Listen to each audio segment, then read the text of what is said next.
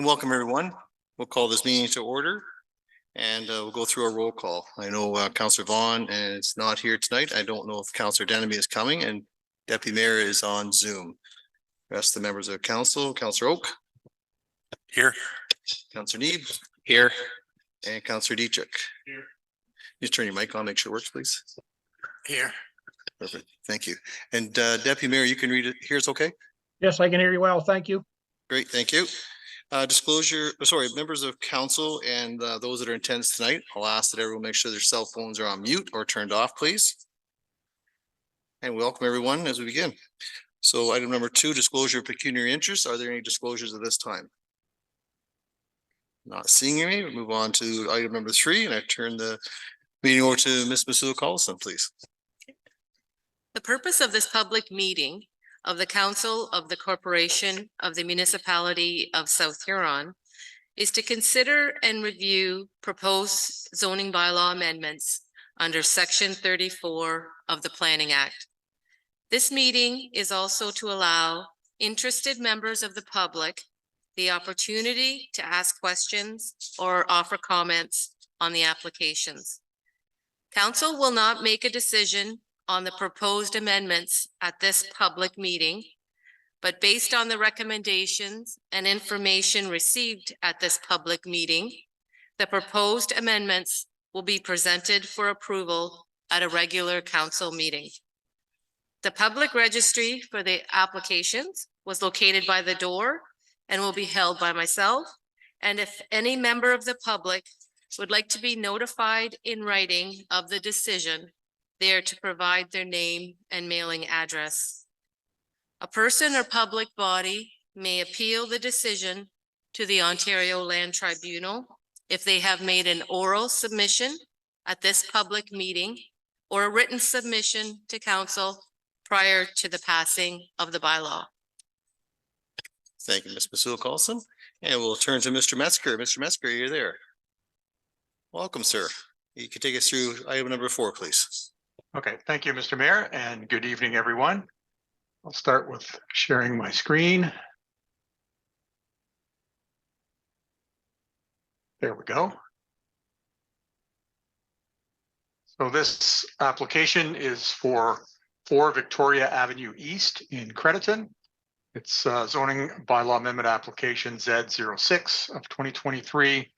The owner is May Armitage Holdings, Inc., care of Dean McTaggart, and Mr. McTaggart is the applicant for this application. The purpose of the application is to change the zoning of the property from C8, which is a village commercial zone, to a special C8 zone to allow the entire building to be used residentially, and would also set the required number of parking spaces to be provided at 1 space. The proposal would be that there would be 2 dwelling units, so 2 apartments in the building. This shows an air photo of the property in 2020. The subject lands are outlined in blue. There's 4 buildings that are joined together. This would be the second building in from the corner. So there's 1 building between it and the corner, and then there's 2 other buildings. Easy enough to see because their roofs are finished with different materials and colors. So it's at the corner of King Street North and Victoria Avenue East in Crediton. So the next slide is a photograph. This is all material provided by the applicant showing the 4 buildings. So 4 Victoria is the subject property. He provided a sketch and both of the front of the building, but also the site plan. There is a potential parking space behind the building, accessed by an easement out onto King Street North. There's currently 2 apartments in the corner building, 1 on the 2nd floor of the subject property, and the proposal is to have 1 on the main floor as well. And then there's 2 on the building to the east. You can see it's about twice as wide as these other buildings, and it has a commercial use on the main floor. The 4th building is vacant at this point in time. So that's the next page slide actually gives you a color photograph and you can see them perhaps much better. This is the property we're talking about, and here's the neighbors with the commercial use. So the proposal is to convert this main floor use to a residential use. The property owner has indicated that based on his investigations, there's been no commercial use on that main floor for up to 25 years or more. While he was doing some renovations of the building, he had 8 to 10 inquiries about what are you doing? You're going to create another apartment? Is there a possibility I could rent it? So there is considerable interest in renting or living in an apartment in this particular location. That's probably a reflection of the shortage of housing we're experiencing across the municipality and the county, and just generally in Ontario, in particular rental housing.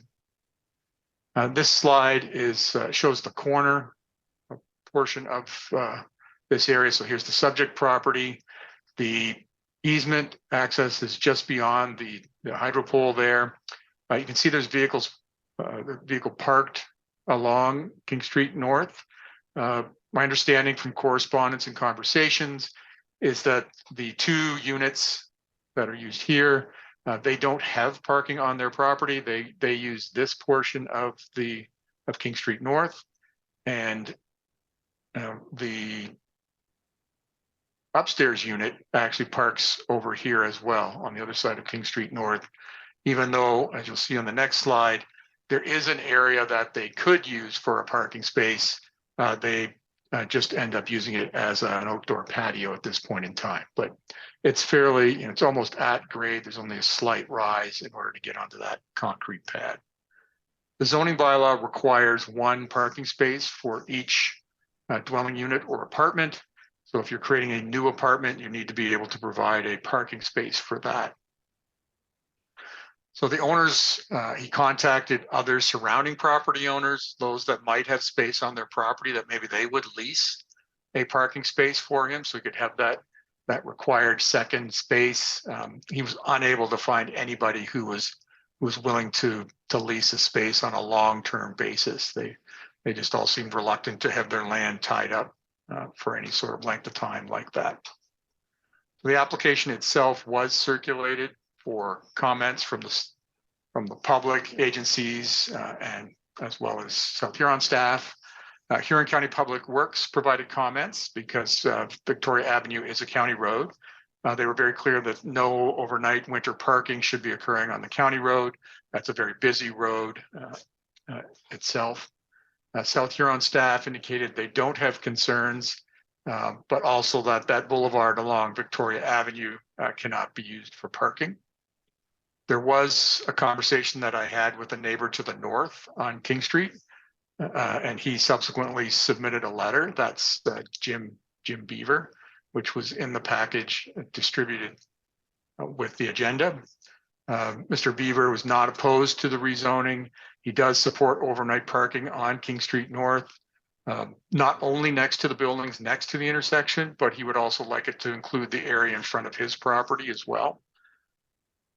And then we did receive a letter from Jason Warham. He's the owner of the building immediately to the east, the building that has the commercial use on the main floor and 2 residential units, apartments on the second floor.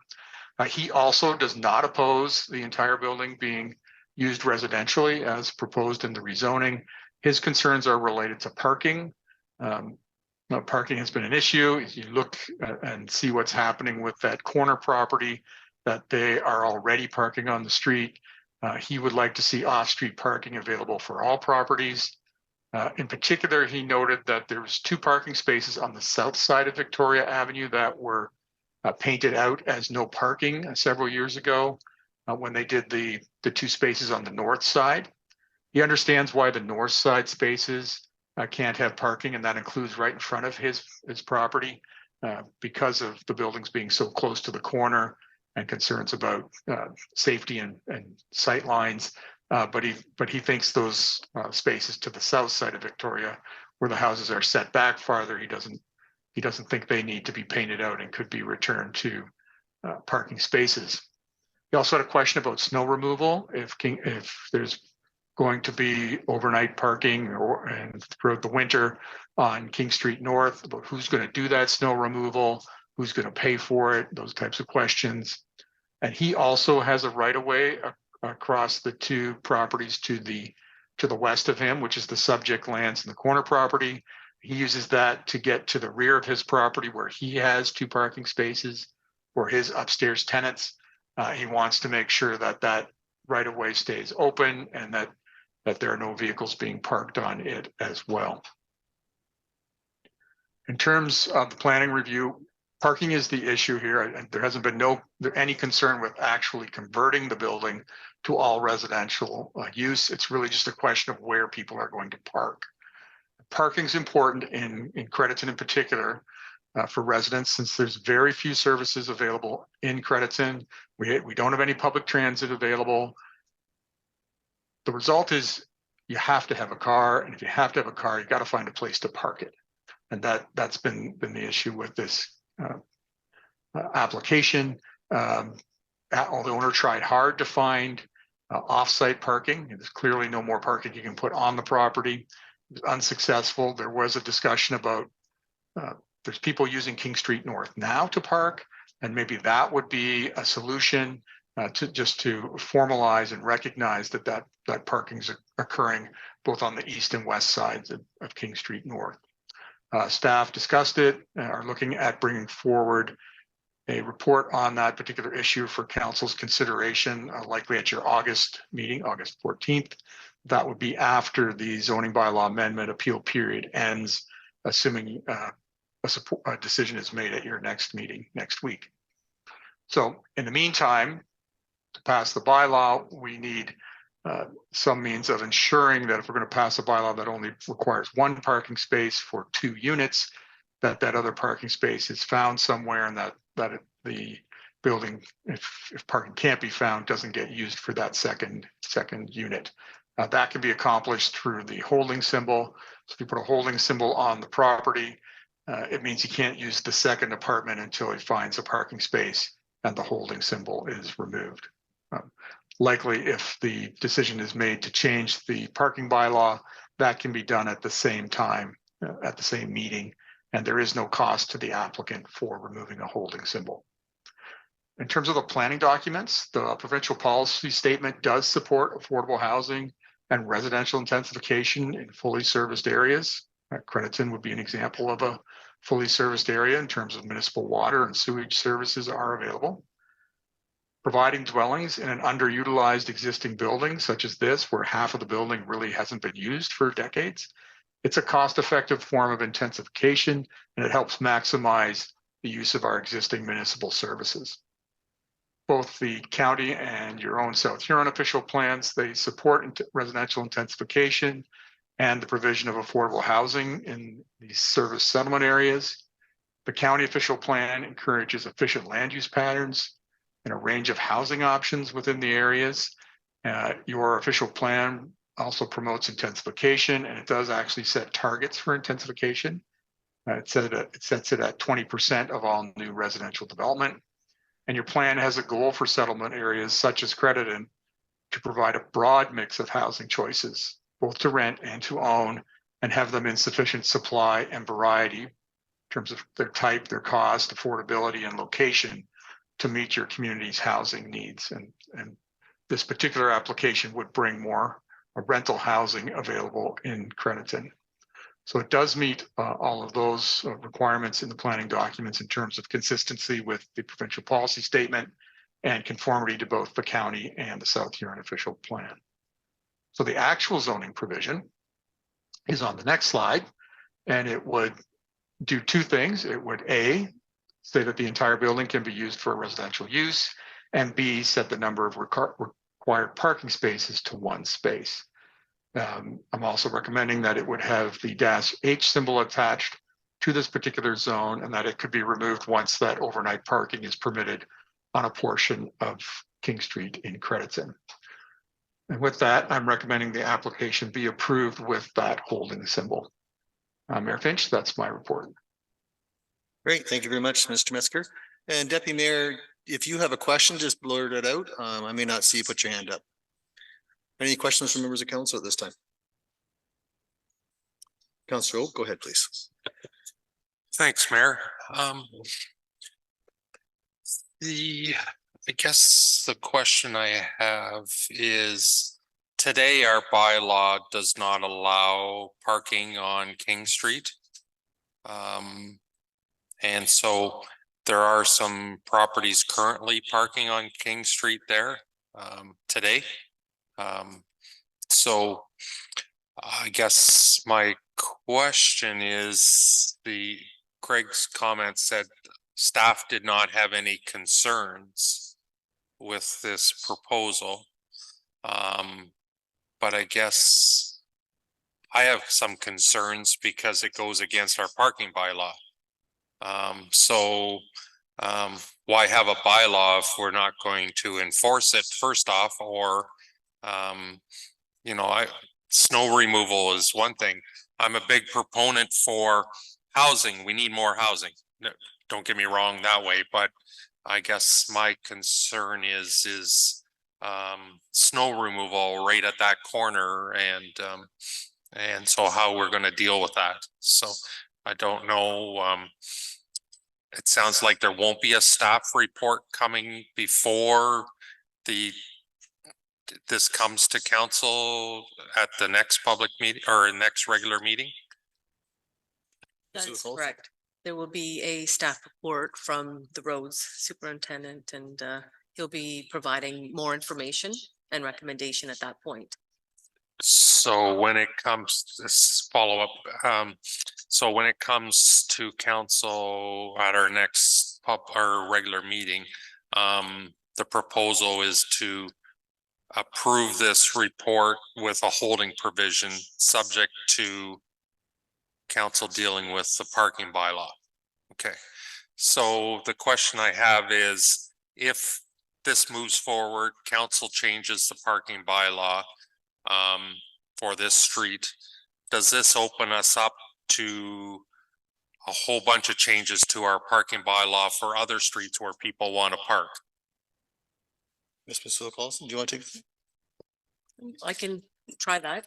As far as that goes, it might be something council would like to look at anyway, with the intensification pieces, as well as the legislation bill 23.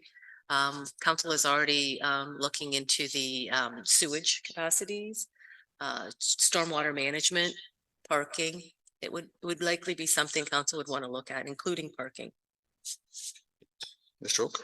And so if, for example, all these units, the 4 units there all become residential, or one commercial and all residential, is there enough parking spaces on King Street to handle all? Because I know Mr. Wareham mentioned that he's turned away families that had 2 cars, saying he could only have single vehicle per unit that he has on his 2 units. Is there enough parking spaces there? Ms. Carlson, do you want to take that, or Craig, do you want to take that? Go ahead, Craig.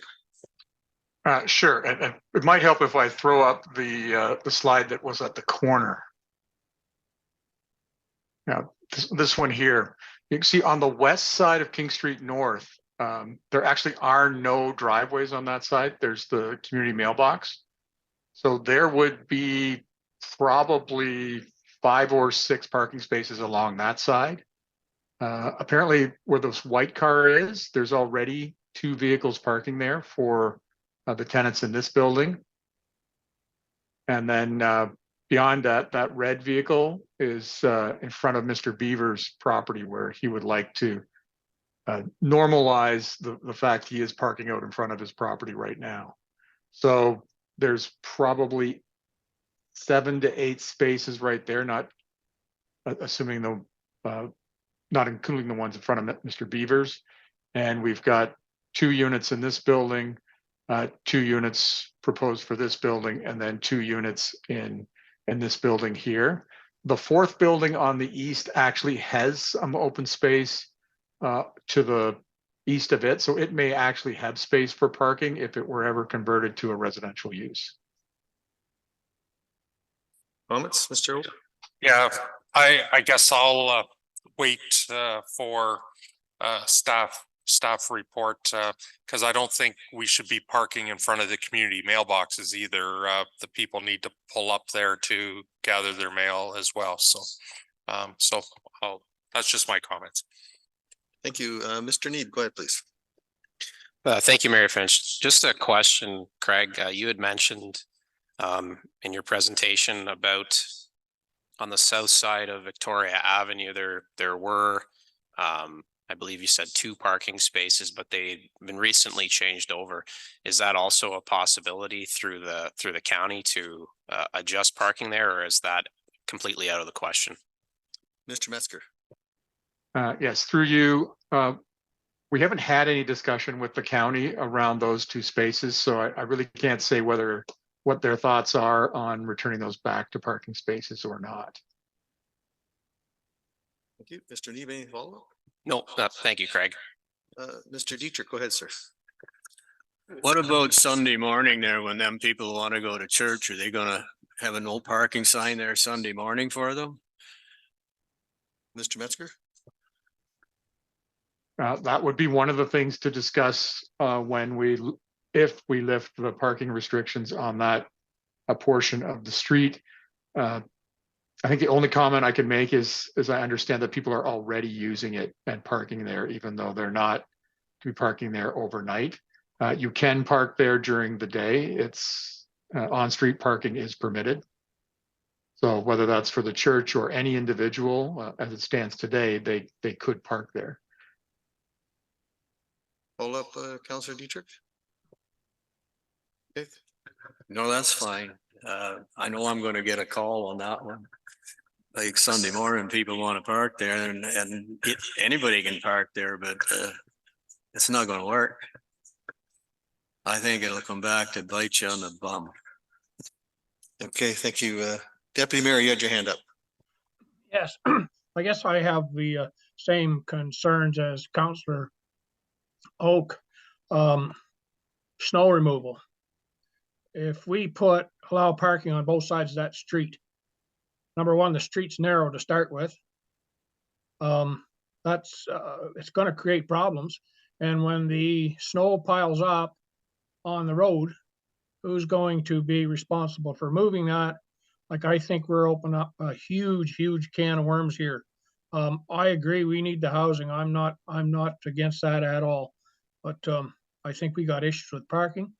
That in behind where I saw that barbecue and those patio stones, why can't we open that up? I understand they need a place, but they also need a place to park too. So that would be my first priority, was to open that up for a parking space there. Thank you. Mr. Metzger, any follow-up? Go ahead. Yeah, just to clarify, that patio, that concrete patio where the table was and the barbecue, that's actually considered a parking space. So for the 2 spaces that would be needed, one for the upper unit, one for the lower unit, one of those would be that space. And then looking for another one. So we would require 1 space. The bylaw would require 1 space for the property, and that would be the parking space.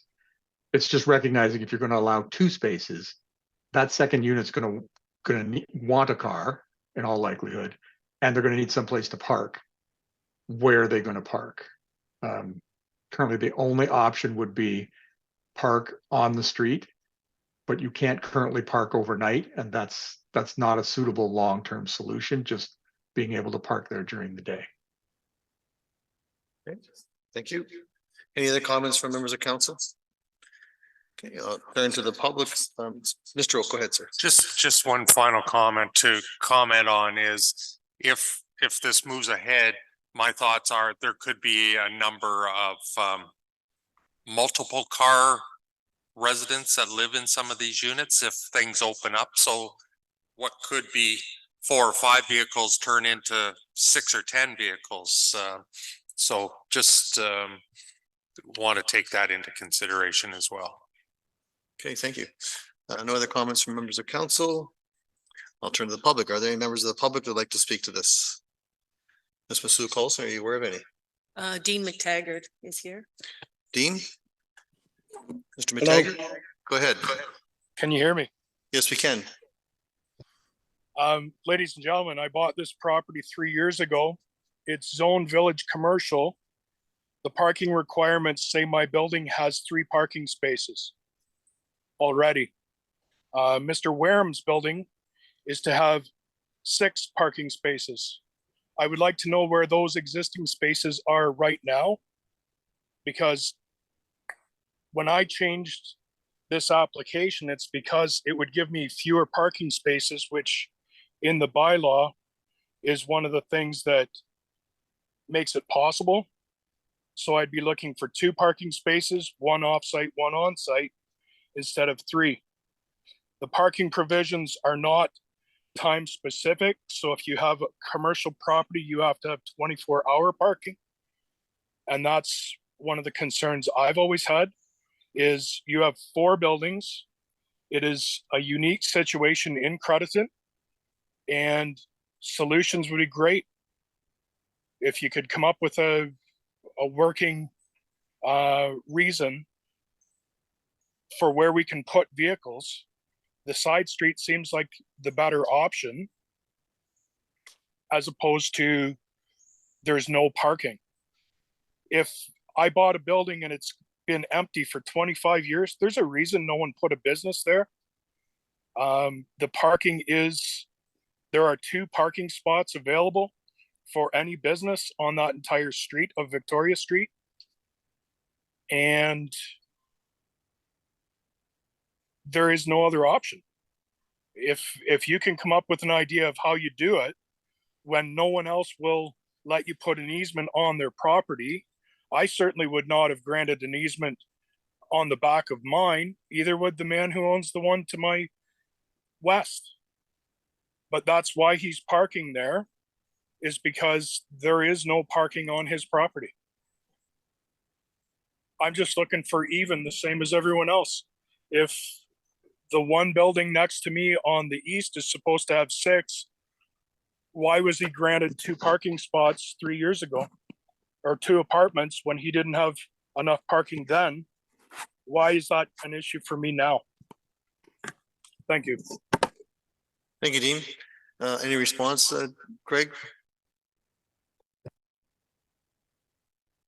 Not really. I mean, I think Mr. Taggart has laid it out pretty clear. There's only so much space. He's got 1 space. That's all he's got. He hasn't been able to find another location. No one seemed interested.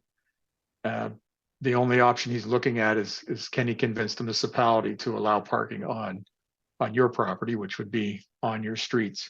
In terms of what happened with the neighbor to the east with the 2 units, I'm not involved and can't answer that question. Okay, thank you. Are there any members of the public like to speak? Are you aware of Ms. Masood Carlson? I'm not aware of anybody else. Oh, Councillor Oak. Councillor, go ahead. Just thank you, Craig, and thank you, Mr. McTaggart. I guess the question I have is, so when you bought the property, it said it came with 3 parking spaces. Did it say where those spaces were? Mr. McTaggart, do you want to respond to that?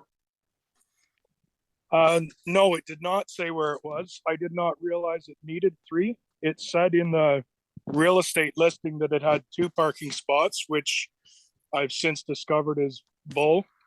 I did read in the zoning that village commercial needs to have 2 for the downstairs for the office use and 1 for upstairs. Therefore, it would be 3. It was already zoned village commercial, so assuming that council permitted to be zoned as village commercial, it had to have 3 parking spots somewhere. And when it came to the neighbors, I don't really care that he's got apartments or parking. It's not an issue for me. Good for him. However, council did approve 2 apartments on something that is still zoned village commercial, and he was granted 2 apartments when he could not provide 6 parking spaces. The end unit does not have any parking, and it's still zoned 2 residential. So my question is, if I purchase a place that is zoned by the county as village commercial, and village commercial requirements says 3 parking spots, we all know there are not 3 parking spots with that building. However, the zoning saying that it's got 3 parking spots under that zoning means to me that it's already been handled in the past. But I understand with a collection of buildings like this is not something that comes up all the time. I was more in the hope mode that it would be just a little bit more common sense that, okay, we can't use it for commercial because no one wants it. And there's a housing shortage. So that was what I aimed for. Okay, thank you, Mr. McTaggart. Is there any other questions from members of council? Not seeing any. Members of the public? Not seeing any. Thank you. Thank you everyone for your participation, and our staff will look into this bit further then. Moving on along, Mr. Metzger, item number 5, please.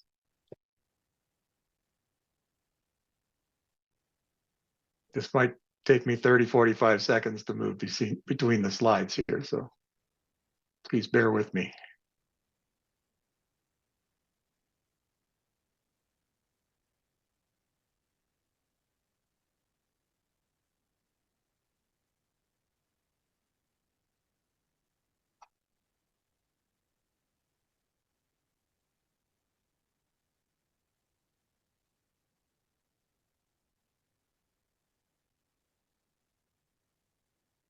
Yeah, here we go. So if I have the right one, it's zoning bylaw application Z07 of 2023.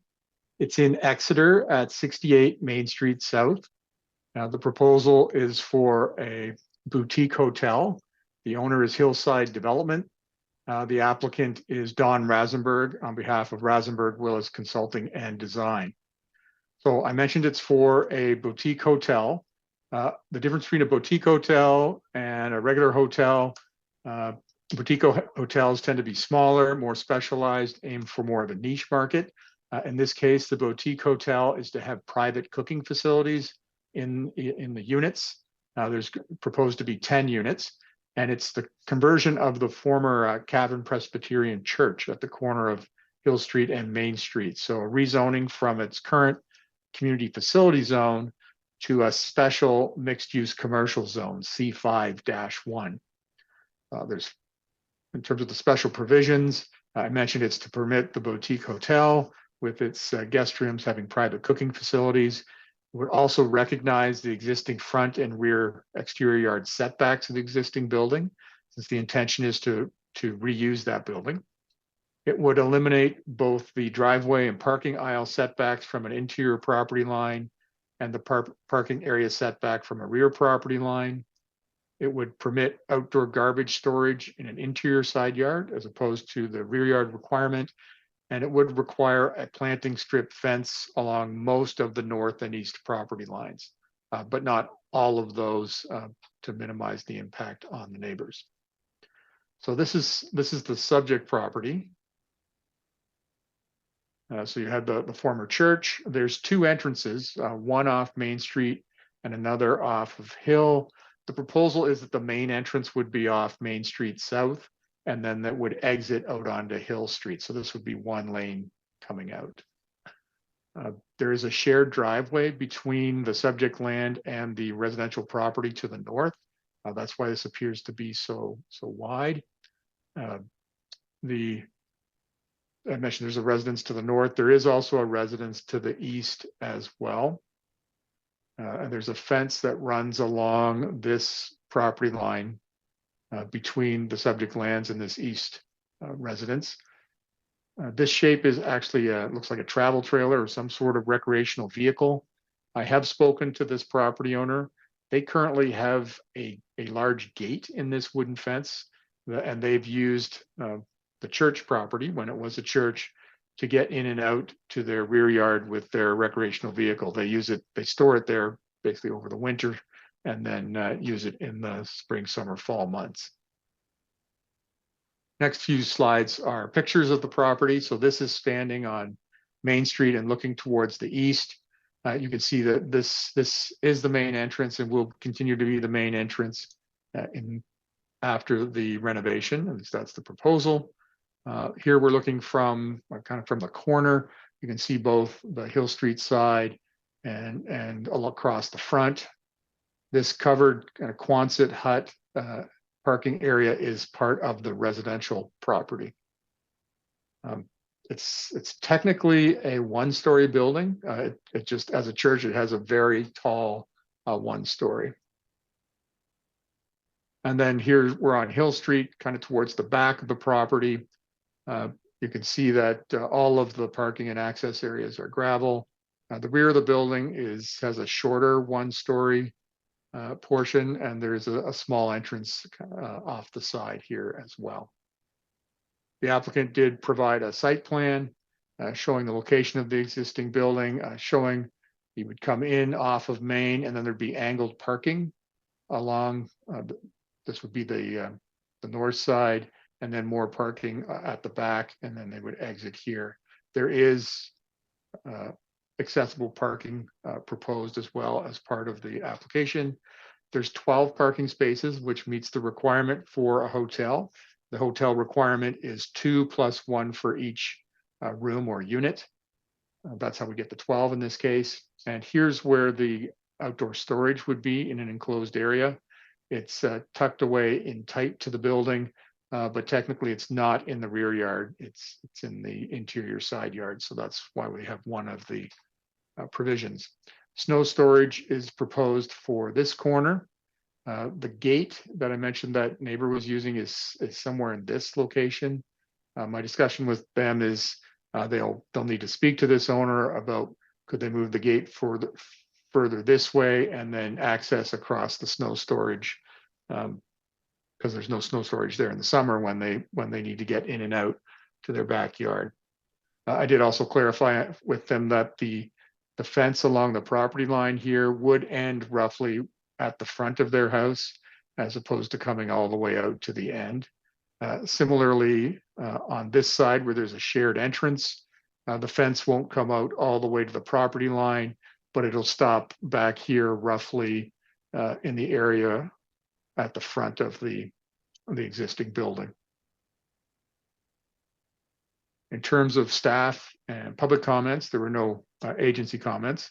Staff had no concerns. They did note that a functional servicing report will be required to look at those services like sanitary water and storm drainage, stormwater management, how that's all going to be dealt with. And also was noted the draft bylaws should clarify what a boutique hotel is in terms of it being a permitted use and its definition. The draft bylaw does that by mentioning that it has the private cooking facilities. There were no objections from the public that were received. And then as I mentioned, I had that telephone inquiry from the neighbor to the east, and we did talk about the fences and her gates, snow storage, and where the parking spaces were going to be. In terms of the planning review, the provincial policy statement directs development to designated settlement areas such as Exeter. It encourages the promotion of economic development and competitiveness. This rezoning provides a suitable location for a new local business to identify an identified need. And the applicant did make reference to the 2019 hotel market study that was completed by the municipality, and that it identified a need for more quality lodging options being available in the local community. And both the county and your South Huron official plan direct development to settlement areas. The county official plan has a goal of maintaining and nurturing a business climate that supports and encourages economic activity. And one of the community's values, as articulated in that document, is to promote growth from within by building on our strengths, with residents seeing the economic future of the county as really in the hands of the community. And this is a local person bringing forward a economic development proposal. Your own South Huron OP mentions for this particular designation, and it's designated South Bank, that one of the permitted uses envisioned for this area is tourist accommodations, of which a boutique hotel is an excellent fit with that. There are several applicable commercial development policies. One, it's encouraged that the buildings be oriented to Main Street and also that they be located on corner lots. that they be compatible with the surrounding properties and not causing any undue adverse impacts. That's been attempted to be addressed through the requirement for the solid fence on two sides. It talks about reusing existing buildings. It says make them 2 stories or an equivalent height, but does have exceptions for those. It does direct buildings to be much closer to the street, but for reusing existing buildings, you can be farther back if that's where the existing building is. And parking, it states, is generally to be off-street and to the rear or sides of buildings, which this application meets. So the application itself, as proposed, is consistent with the provincial policy statement and conforms to both the county and South Huron official plans. The proposed zoning provisions are fairly lengthy. I've highlighted in green the addition to the draft bylaw to reflect the comments for staff around, what's a boutique hotel. So it's a hotel with guest rooms that may contain private cooking facilities. It specifies those front and exterior side yards, both the max and minimum. That's just recognizing what's there today. Eliminates, as I mentioned, the driveway and parking aisle setbacks from an interior property line. That would be that property to the north where there's been a shared driveway. So that might as well stay at 0, but there would be a fence along there. Same with the parking area setback at the back of the property. They've already been parking fairly close to that line. That would remain. The location of the outdoor garbage storage. It's be permitted in an interior side yard, but specified that it had to be within 15 meters of the east property line. That essentially means they have to put it where they said they were going to put it. And then the planting strip fence, in this case, it will be a fence. As I mentioned, it will be along the north property line, but there'll still be 17 meters between the fence and the actual west property line on Main Street. And along the east property line, it won't start, it'll be at least 3.5 meters from Hill Street. So that's roughly the front of that neighbor's house, which she was okay with. So with that, I'm recommending that the application be approved. That's my report. Thank you, Mr. Metzger. I turn to members of council. Any questions? Councilor Oak. Just a comment that I think this is a great idea. Our study that we had done a few years ago was recommending further hotel motel accommodation for the area. So this would be a welcome addition. Okay, thank you. Any other comments from members of council? Mr. Need, go ahead, please. Yeah, I'll just echo Councillor Oak's comments too. I like the idea of preserving our built heritage in town, and I think this is a unique way of doing that. So it'll be great for the town. Great, thank you. Any other comments? Okay, very well. I turn to the members of the public. Are there any comments from members of the public? Ms. Masua Carlson, are you aware of any? Kathleen Reinhardt and Gary Shelley. Welcome, Kathleen, Gary. When you come to the microphone, just turn it on and feel free to begin whenever you're ready.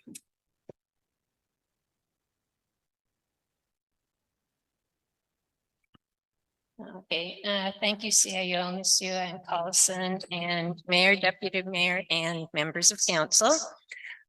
We're thanking you for giving us the opportunity to ask questions regarding this zoning bylaw amendment. My husband and I are the property owners on the east side of 68 Main Street. And we have heard that there has been good response to the boutique hotel and that it is good news to hear that. We have also heard that there have been no issues other than with my husband and I, and we would like to know what those issues are. I'm not aware what the issues are, Mr. Metzger. Are you aware of any issues?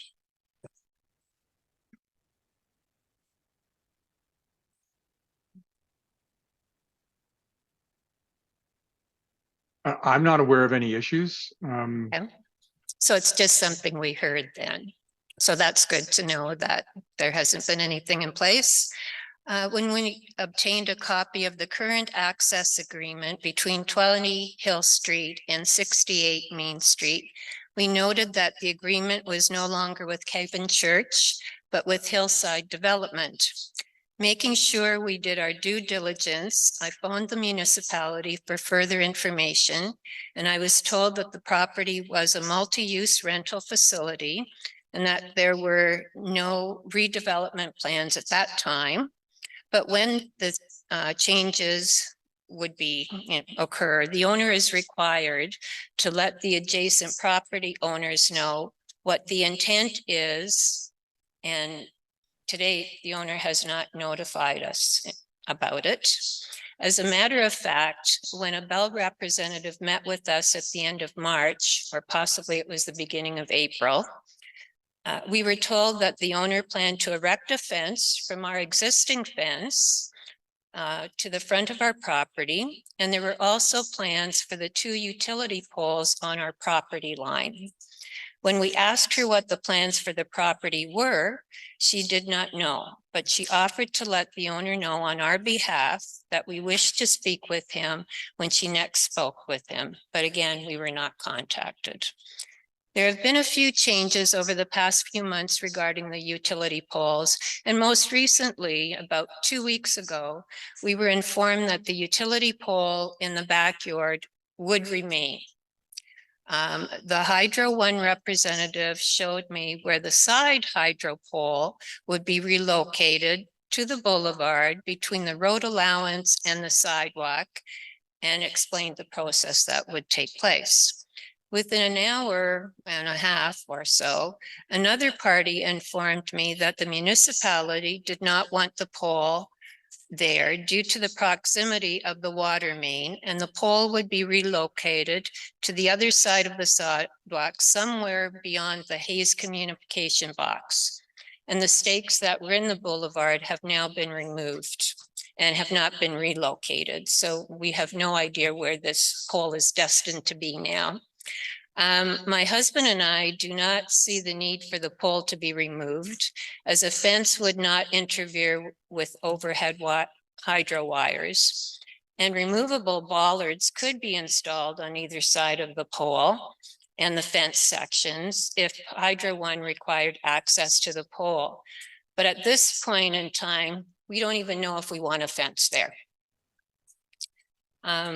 Due to the hydro and utility access along with our access agreement, will there be sufficient room allowed for large vehicles to access our property if, when required, between the snow storage and the first parking space? Mr. Metzger, any comments? In terms of the space between the snow storage and the first parking space, Yes. there is no space. The snow storage goes right to the first parking space, and then there's multiple parking spaces from there out towards Hill Street.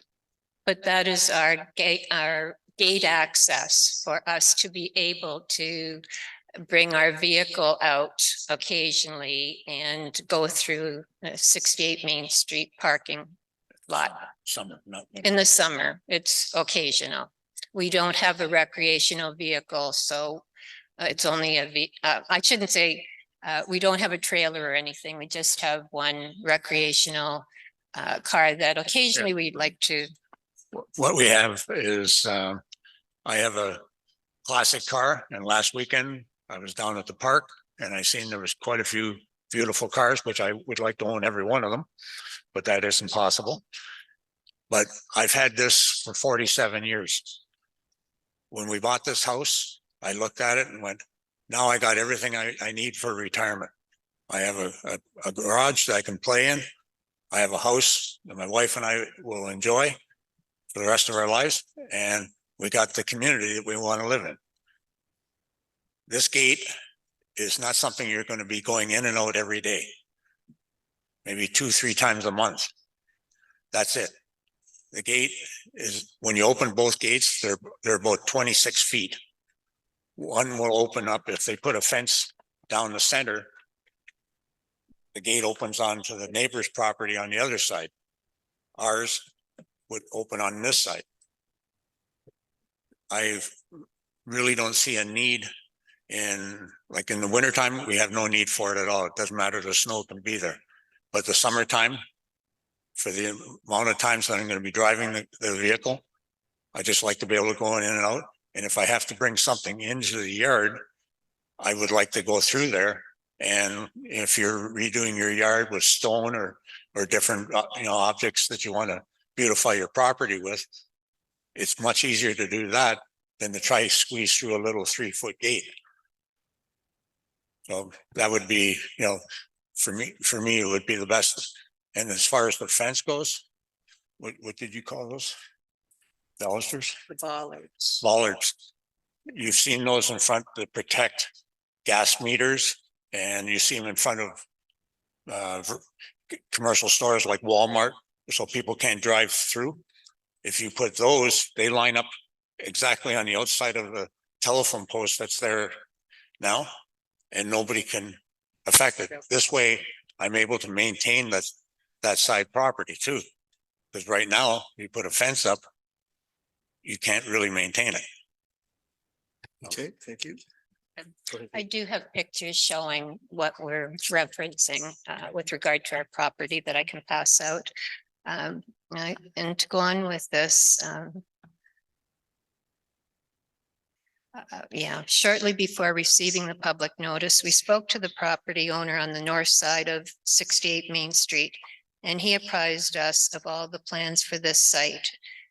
From the conversation he had earlier in the year with the owner of 68 Main Street. And we greatly appreciated that, because then we had the heads up of what was transpiring. One of the things we'd also like to know is, what are the safeguards that will be in place if there are any issues with the hotel, especially now with the police having moved out of Exeter? Mr. Metzger, are you able to respond to that? Sure. And I'd like to go back and talk about the gate too, and maybe provide some clarification for them,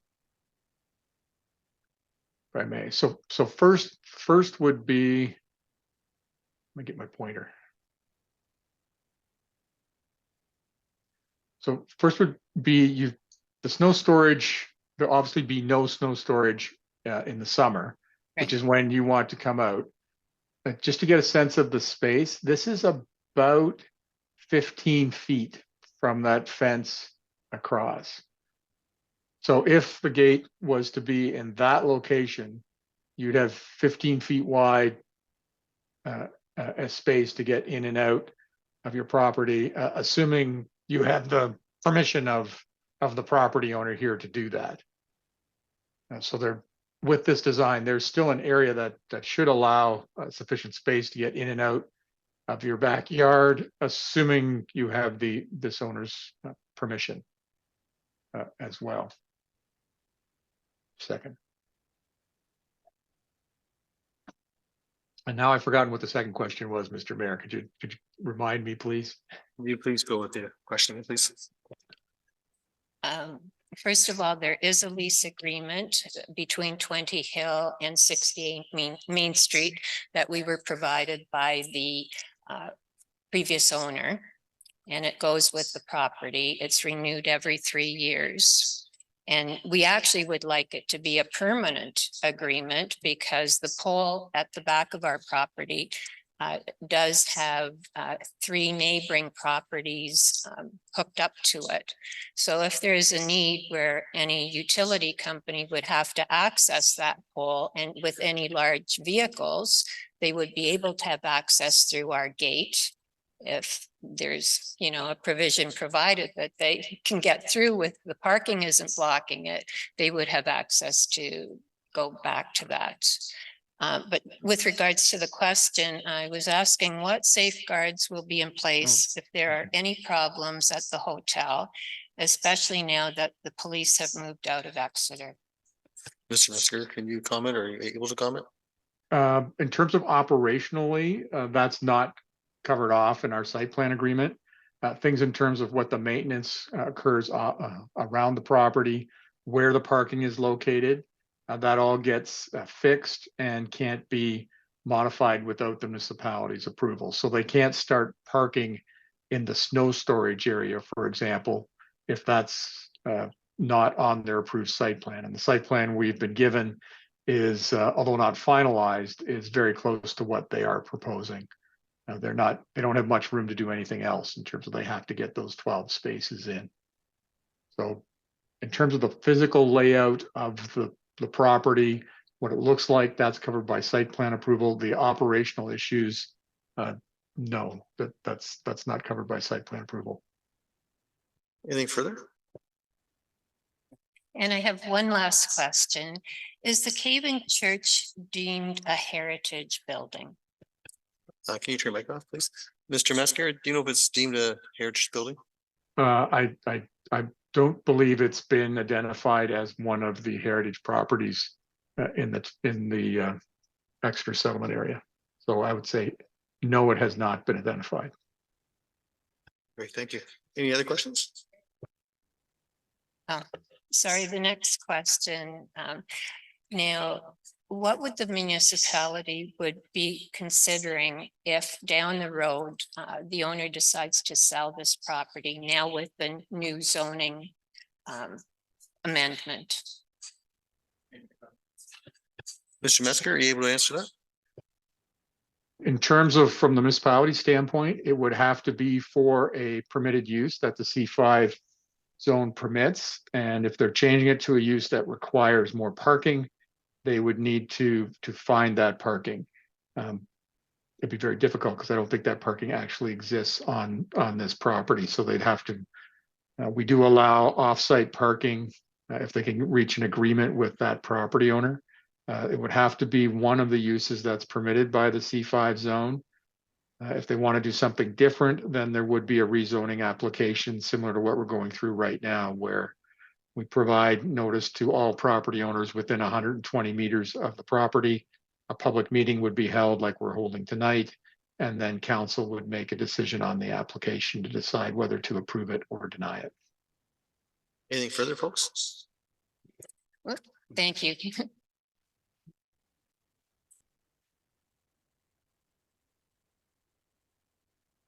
Hey, are there any other comments from members of the public? Mrs. Carlson, are you aware of any? Don Rasenberg is here. I didn't know if you had any comments, Don.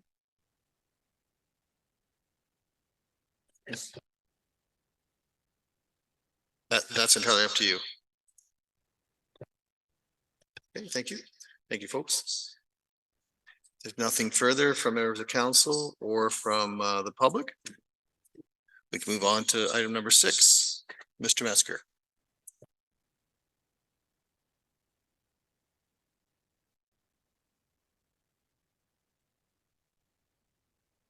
Yes. So item number 6 is zoning application Z09 of 2023. It's also in Exeter. It's at 411 Albert Street, and the owner and applicant is Matthew Cody. This particular application is to allow an additional single detached dwelling as another main use on this property. So it would allow 2 single detached dwellings on one property. Each of those dwellings would use the existing separate driveways that are existing on the property. So the owner has applied for this because they would like to add another dwelling to the property. There's a large old house on the property now that he has 2 dwelling units in, one for himself and one that's rented out. He would like the second smaller single detached 1-story dwelling to be something that would be suitable for seniors to use, in particular his parents to live in. It's also would be designed so it could have an additional rental unit in the basement as a future option. He's pitching this as a form of multi-generational housing that allows seniors to live closer to their families while still maintaining their independence. And it has some affordability benefits in that the additional unit helps the homeowner in terms of his home ownership costs. He already has the land. And then consequently, because it'll be less expensive than it otherwise would have been to construct and operate, because it's in close proximity to his house with being on the same property, there should be lower costs as well for the tenant in terms of the rental costs. So here's an air photo of the property. It's on, Oh, Mr. Metzger, Yes. we can see your notes. I don't know if you're aware of that. oh, I have shared the wrong one. That's okay. I'll figure out how to share the right one.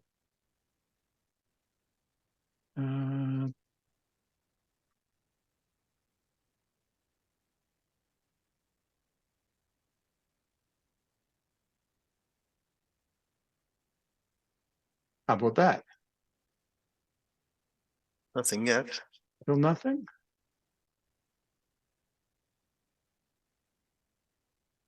That might be better. There you go. Yeah, there we go. Yeah, now the picture's larger too. That'll make it easier to see. So this is the subject property outlined in blue. The house is on kind of a northerly part of it. There's an existing driveway that went in since 2020 along the north boundary here. And there's an existing driveway at the south area. So the proposed second unit main dwelling would be in this location. There's currently a smaller garage that would be replaced. And you can probably see that better on the photograph. Yeah, so here's that small garage that would be replaced, and that's roughly where the second house would be, although it would be farther in from the property line. There'd be 10 feet, and then the building would start, so not as close as what this is. So you can see there's an existing large two-story house on the northerly part. That's got a large front porch on it, but the southerly roughly half is mostly a lawn with some trees and that garage. I would point out, if you look at the property to the south, the neighboring property, it's a bungalow and they have their attached garage on the north end. So this is not living space. There's no windows there. It's actually the garage. And it's fairly vegetated, and there is an existing fence along the property line that southerly neighbor already has. The applicant did provide a site plan. This would be the footprint of the existing house, and they do have an attached garage now, and this is where that driveway is. And then here's where the proposed one-story, a smaller single detached dwelling would be using this existing driveway, and then they would have some parking spaces at the front. They've laid out the location of this particular house as if it was the only building on the property. So they've made it 3 meters from the south property line. If it was an accessory building, it could actually get much closer, but they recognize they want to treat it like a main use and would need that 3 meters. Because it's such a large house, you could snake a property line through here and divide it into 2 separate single detached dwelling lots. That was discussed with the property owner. It would complicate things for him from a financial standpoint. So although at some future point, he may be interested in severing it into 2 lots, he's not interested in that at this point, but he did do the design and layout to kind of keep that open as an option in the future, should he want to. So this proposed dwelling would meet all the setbacks from the side lot line, from the rear lot line, as a main unit on the property. The property is large enough that it meets the lot coverage requirements as well. They did provide some elevation drawings. So this is the front elevation. It has columns that are similar to what's on the front porch of the existing building. It doesn't have the main entrance. The main entrance is actually towards the inside, so towards the existing dwelling. And then on the south side, that's this side to the neighboring one, there's a door here to get to the basement. And then there's windows along the south side for the living area, a covered porch at the back of the property as well. So at the back, here's that covered porch again. It goes halfway across, and then there's an open porch with some double doors leading into the living area. And then around the side, if you look at the north, so this is towards the existing house, the main entrance is about halfway along under a covered porch. So they would walk along the north side and come in that way. In terms of staff and public comments, South Huron staff didn't have any concerns with the proposal. They did note the applicant would need to confirm if sanitary and water servicing is from the existing house. The proposal is that water servicing would be, because it would use a single meter. Sanitary would use a single service, but it would connect outside the house, between the house and the connection to the municipal service. Also, that the applicant should be aware that because it's another dwelling unit being added, that there will be an increase in increased water-based charges, water debts, wastewater-based charges as per the bylaws. And we did not receive any objections from members of the public. In terms of the policy review, the provincial policy statement does support and promote intensification. It does talk about maximizing the use of existing services.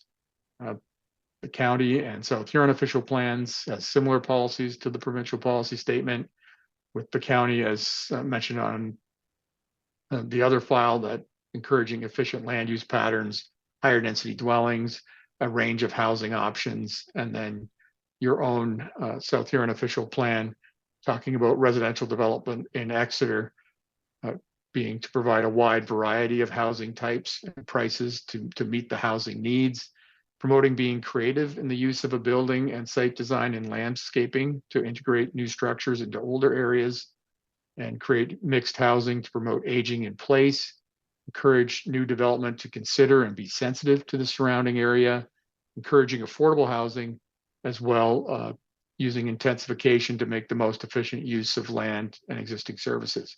So this particular development meets all of those goals and is consistent with the county and South Huron official plans, conform with the county and South Huron official plans, and is consistent with the provincial policy statement. In terms of the actual zoning provision itself, it's very simple. It would set out that 2 single detached dwellings using the existing separate driveways are permitted as a main use on this property. And that triggers all the setbacks that you would normally see for a main use if there was only one house on the property. The recommendation is that the application be approved as submitted. Thank you, Mr. Metzger. Any comments from members of council? Okay, not seeing any. Any comments from members of the public? Ms. Masuda Collison, are you aware of any? We have Mr. David Cody here. Would you like to come up at all, or are you satisfied? Great, thank you very much. Thanks for attending tonight too. Okay, if there's nothing further, we can move on to item number 7 then. Mr. Metzger. Okay, let me flip across to that one. And I'll try and do a better job of making sure I get the right You're doing a fine job, Mr. Metzger. A fine job. screens shared. Yeah, I think that's only been about the first time in a couple of years I've managed to get the wrong one. Now, did I do it back to back? Oh. On the right one first.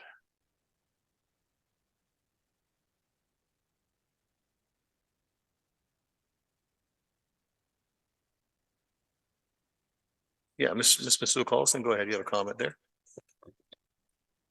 Matthew, did you have anything to, Matthew Cody is here as well, and I wasn't sure if he had anything to say. Thank you. Go ahead, Mr. Metzger. Okay, on to file Z10 2023. This particular application is in Centralia, this zoning bylaw amendment. It doesn't currently have a municipal address, but it's at the southeast corner of Prince Leopold and Melbourne Streets. The owner is Tibelco, and the applicant is Monteith Brown Planning Consultants. And I think I saw that we actually have someone here from the applicant in attendance. So the purpose of the application is to change the zoning of this highway commercial property at zone C3 to a special C3 zone to permit a single detached residential dwelling accessory to, in this case, a contractor's shop. The contractor's shop is already permitted. But this would add the ability to add a single detached residential dwelling as well on the property. It would also, through the special provisions, reduce the minimum front yard from 7 meters to 5.5, and the exterior side yard from 8 meters to 6.5 meters.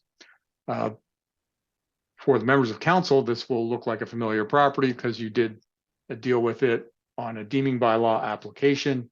Members of public may not have seen this until now, but this is the property.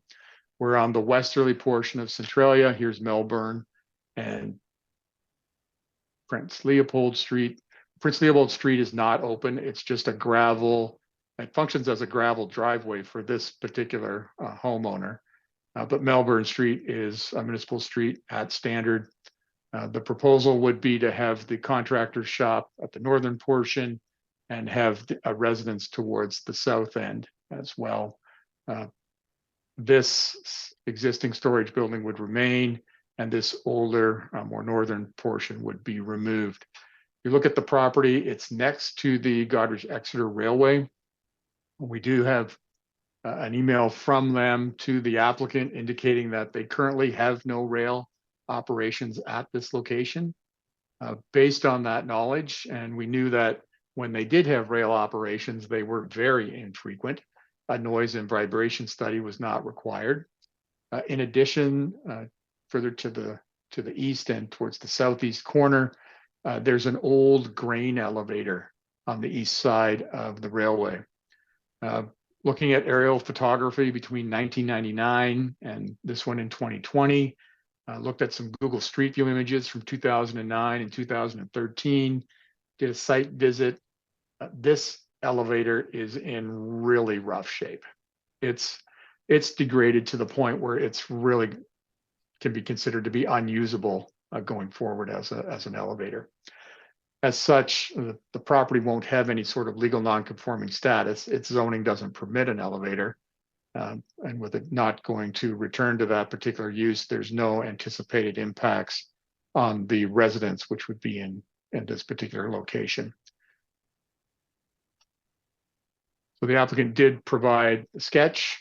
In this case, north is to the left of the screen. And here's that existing building that I said was going to remain. Here's where that one is that's going to be removed. So the new contractor's shop will be moved up towards the north end, towards Melbourne Street. The entrance will be back from the intersection so that it can come in here as well. There'll be an office, shop, and then a shared driveway to be used for the new residence, which will be back at the back portion right here. Here I'm standing up toward at the north property line looking south. This is the building that's to be removed.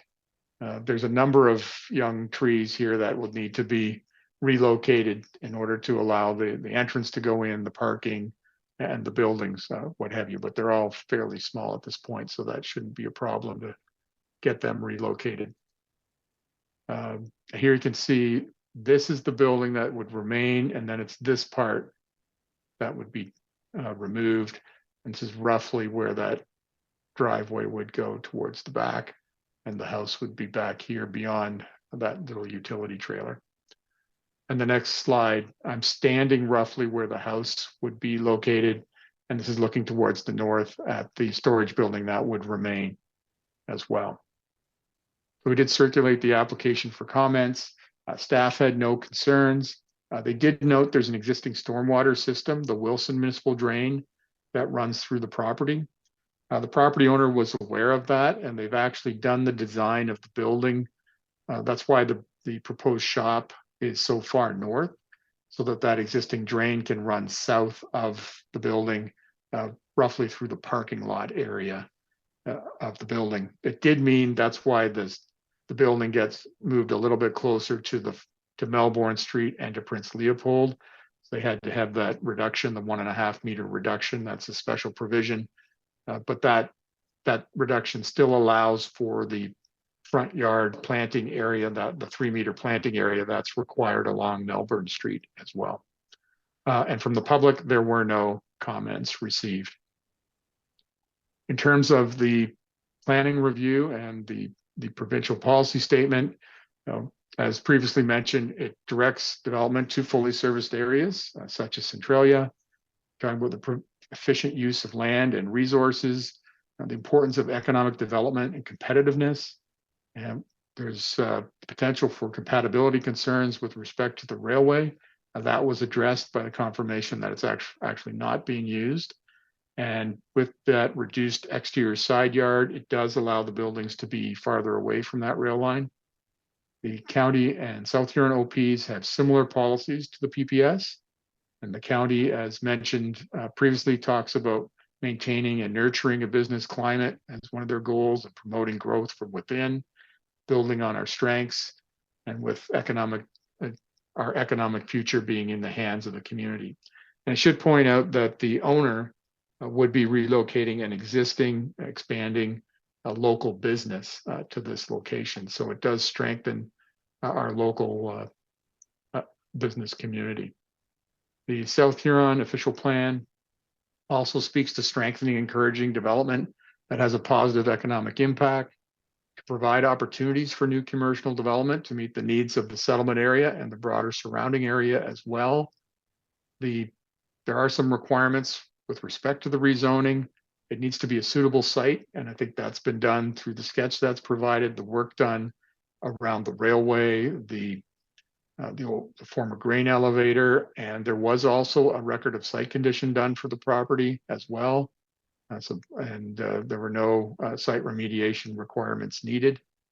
The municipal services and storm drainage are all available for this property, and a high standard of site design is looked at. So they have plans related to landscaping.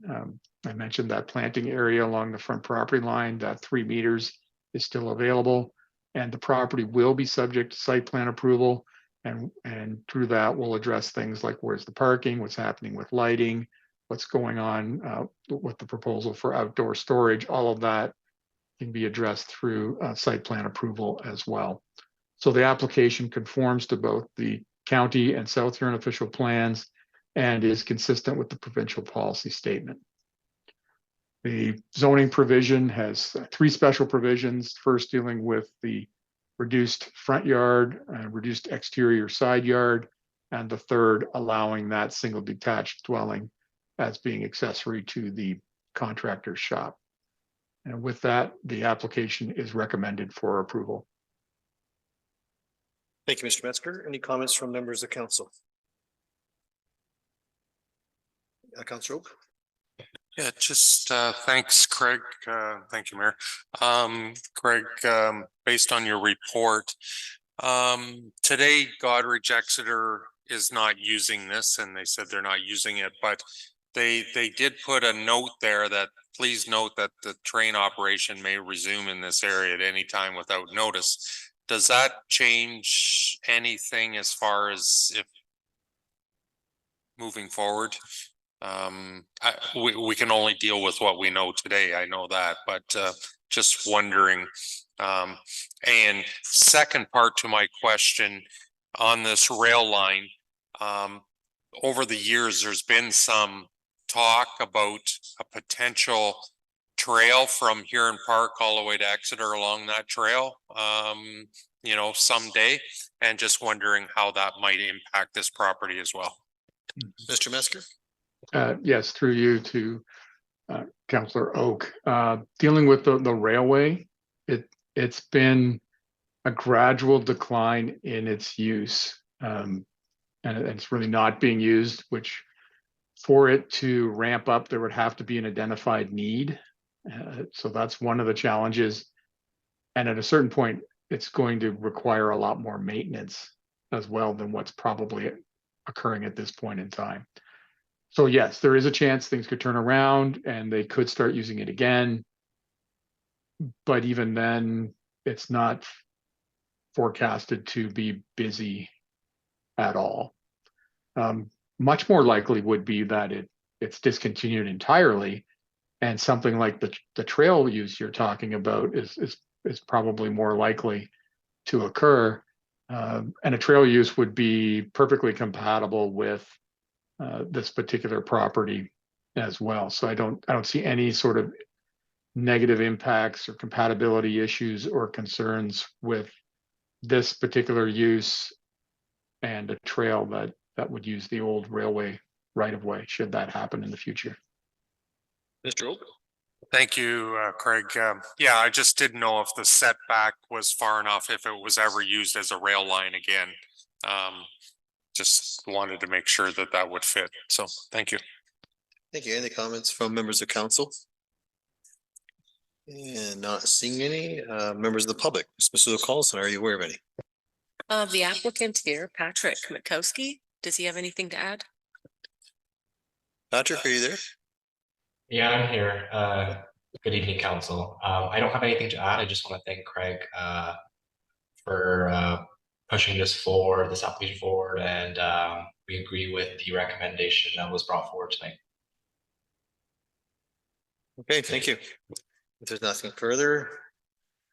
Very well, we'll move along. Mr. Collison, number 8, please.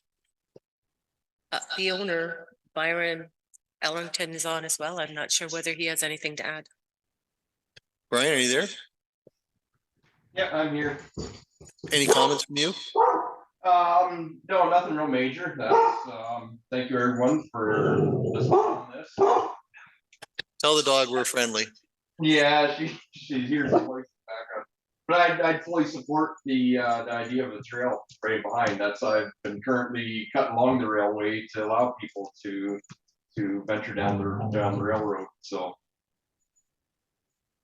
Okay, thank you very much, Brian. Anything else, Mr. Collison? No one further that I'm aware of. Great, thank you. If there's nothing further from members of council or any members of the public, we can move on to item 8. That South Huron Council now closes this public meeting at 6:21 PM. Moved by Deputy Mayor, second by Councillor Neeb. Any discussion? Call the question, all in favor? And that carries with 5.